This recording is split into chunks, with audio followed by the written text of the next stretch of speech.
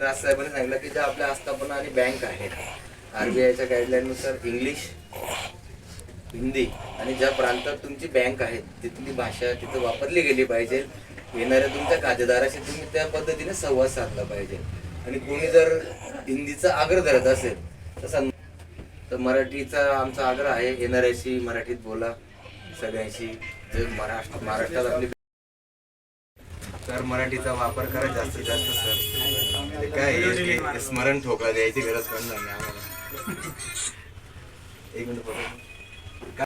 राजसाहेबांच्या आदेशानुसार आस्थापना आणि बँक या क्षेत्रामध्ये जास्तीत जास्त मराठीचा वापर केला पाहिजे या आग्रहाचा आदेश सन्माननीय राजसाहेबांनी केलेला आहे. आणि त्या आदेशानुसार आज आम्ही धुळे शहरातल्या प्रमुख बँकांमध्ये, प्रमुख आस्थापनांमध्ये जाऊन स्मरणपत्र न देता या ठिकाणी आम्ही या स्मरण ठोकळा या सगळ्या बँकेत दिलेला आहे. ज्यांना हिंदीचा आग्रह घेता येत नसेल किंवा हिंदीचा जास्त आग्रह करत असतील, मराठी येत नसेल, त्यांना हा ठोकळा आम्ही आज स्मरण म्हणून दिलेला आहे.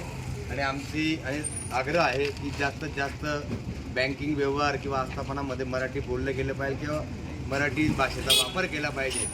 या संदर्भातले विषय या ठिकाणी मांडण्यात आलेले आहे. आणि आज या ठिकाणी सर्व मनसेचे उपशहराध्यक्ष, विभागाध्यक्ष व सगळे पदाधिकारी कार्यकर्ते मोठ्या संख्येने उपस्थित आहेत.